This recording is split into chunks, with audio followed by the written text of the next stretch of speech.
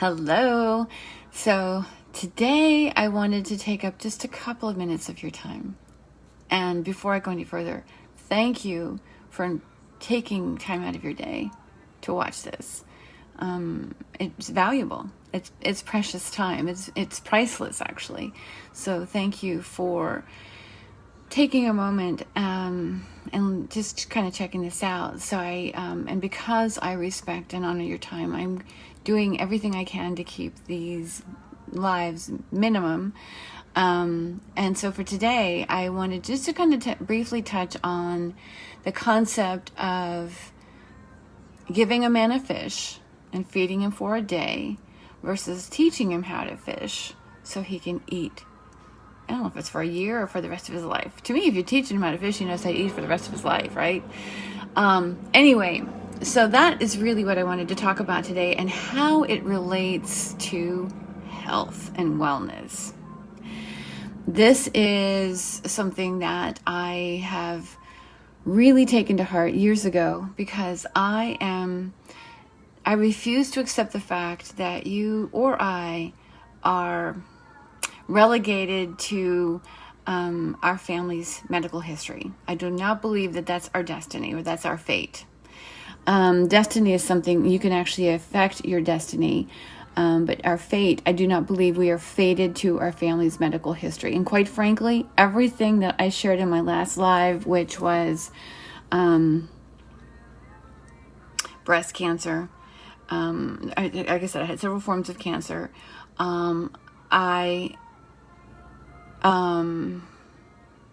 Arthritis, arthritis throughout my body, MS, paraneural cysts in my neck, just rapidly aging body, really.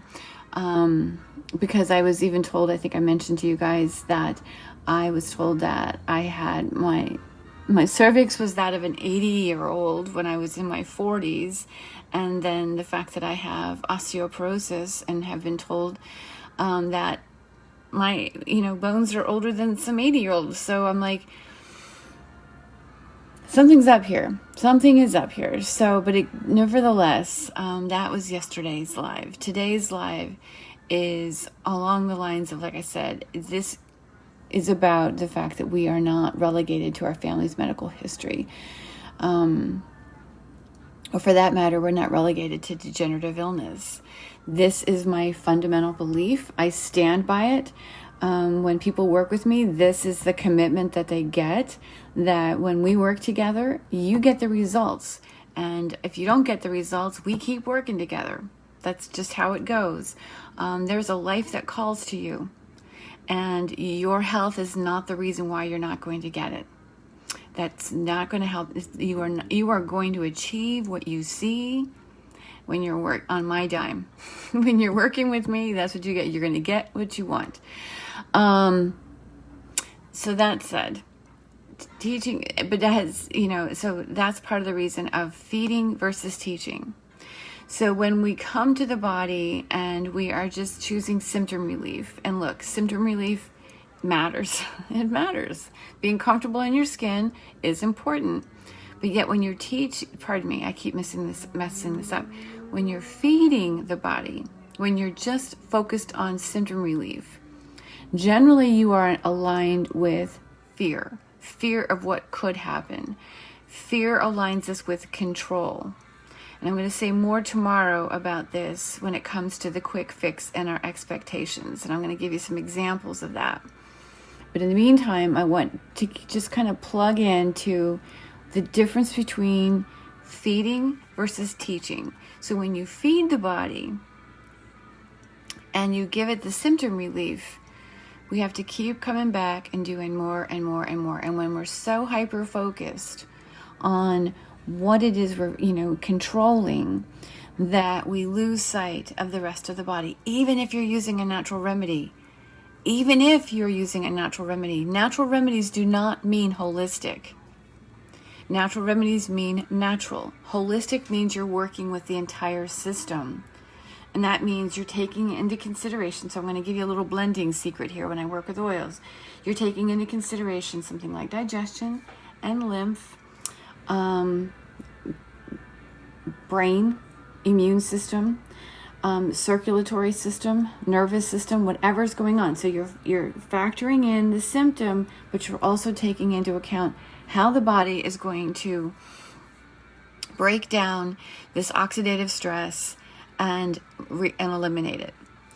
And I'll say more about oxidative stress here in a minute when it comes to oils. But that's what it comes that's what it means when we're feeding the body. We're just giving it something that's going to remedy the issue today.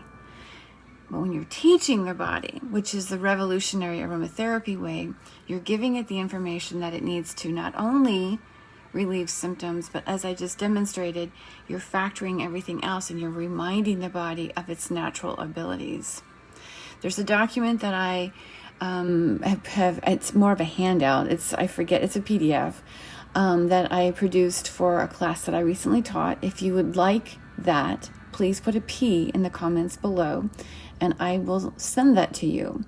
And in that, it clearly states that the epigenome, which is your stress system, this is how your body adapts to stressors, is very easily and well supported by botanical sources. So the use of essential oils to modify this adaptation process not only relieves the symptoms, but when you're taking it into consideration for what your body needs and not extracting this information from a book or a website, but you're really paying attention to what your system needs. Like I had a phone call just a little while ago, a consult. 13-year-old girl has Lyme's, has Bell's palsy, and then she's got something else called Pott's disease, which is also, it's like, had to look into all of the specifics about that. She's got a few things going on. And somebody had suggested oils for her to treat the Lyme, but I'm like, but the Bell's palsy, that sounds like, obviously it's neurological, but there's something going on here. So I refigured the oils that are going to support this young girl, because the way this Lyme infection that's been confirmed by blood test is affecting her is quite unique to the way it affects somebody else. She doesn't have the fatigue. She's got an extraordinary amount of headaches, but she's also got the Bell's palsy. So we're wanting to focus on the neurological system as well as purifying her blood because she's got the headaches, and also helping to break down this Lyme, which she is taking doxycycline for, and everything that I recommended for her or I'm providing for her is not it's not contraindicated with the med. So, but the point is that one Lyme, the way Lyme affects one person is the way Lyme affects one person. Just like we can say, if you've met one person with autism, you've met one person with autism. No illness or health condition is the same. It's unique. So therefore, customizing your choice in oils matters. So when you're doing that, you are now teaching your body or reminding your body of its natural abilities. That's what we're doing. So you're not only dealing with the symptoms, you're reminding it of what it naturally is capable of doing. That's the difference between feeding it and teaching it. And this is what's interesting, because when we look at a lot of pre-made blends or these one-size-fits-all remedies, we oftentimes find ourselves disappointed and we're having to manage because I've seen countless essential oil blends pre-made, and they're all focused on one thing, whether it's be the hormonal system or the digestive system, and it's not necessarily for everyone. And I realize that we all can go, well, yeah, I know, I tried it and it didn't work. Let's stop wasting our money, and let's stop wasting oils like that. Stop wasting your time like that. Let's start paying attention to how what your system needs, and teaching it so that you can get back on your feet. Because when this is the thing that I want to say, is when we are looking at a diagnosis, and oftentimes it's like, oh, and we feel like we're resigned to it, right? So we just do what it takes to control it, to keep it tempered so that we can kind of manage life. But there's always something that flares back up, right? The pain comes back, the anxiety comes back. I mean, and it's not to say that that's not, but it's very easily remedied if you're able to remind your body And if you're working with your system, because look, anxiety is triggered by any number of chemicals. It could be the thyroid hormone. It could be histamine. It could be glutamate. It could be serotonin. There's a number of reasons why why anxiety creeps in. Or roars. That's the other thing it does. It roars. So I just wanted to say this. So that's all it was about today, was really about how do we feed it or do we teach it? And I'm all about teaching it, because if you can actually do this for yourself and you can begin, that's like I said, you've raised your kids, they are handling life, but here's the next thing that's going to happen is they're aging. My kids used to tease me because I was older, right? Oh, you're old. You're getting old. I'm like, excuse me, but let's do the math here. When I'm 80, who's going to be under 60s? It's all relative. It's all relative. So the point of that is, as we learn to do this for ourselves, and as we age better, as we begin to age well, we can model this for our adult children. We can actually give them information, and because they're being exposed to this information as much as you are. But that's just it. We've reached this point of wisdom that we can learn this for ourselves, improve the way our body is processing information, meaning environmentally, emotionally, mentally. Hey, I'm going to say this. You know what worry is? Worry is made up. I mean, you're worried about thoughts. You're not worried about anything real. You're making up stuff. Let it all go. Let it all go. Teach your brain how to think. And that's another factor that oils can do. They can teach your brain how to think. They can actually help it lay out new neural pathways that actually teach it to think, because you know what? The body follows the mind. And you have a vision for how you see the rest of your life going. Let's do it. Let's do it. Use oils that match your system and help it respond more effectively, more appropriately, and encourage your body to follow suit so that you can live the life that you see. Give me a thumbs up if you think so. But if you, like I said, if you want that document, that handout, give me a P down below. If you would like a discovery call with me, put a D below, and we'll get you scheduled. I'll, send you the link to the calendar, and you can book something for yourself. But on the note of oxidative stress, the one thing I want to say today is that essential oils are as necessary as oxygen, and here's why. So when we're talking about stress, you hear it all the time, right? Hydrate, breathe, exercise, physical activity. All of these things are very beneficial for helping to dispel that energy. That's what they're for, okay? Now here's the deal with hydration. If your body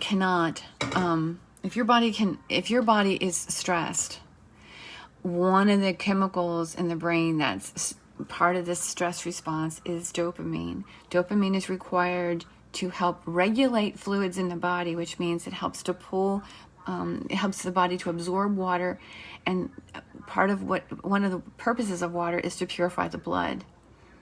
But if you're hyper stressed and you're just like down in water, you're not getting it. You're not getting the water. It's not purifying the blood. Your body's not able to purify the blood. So this is a big factor. So we have to learn how to do that. And there's certain oils that would actually help you with that. When it comes to breath work and physical activity, that increases your breath, right? Deepens your breath.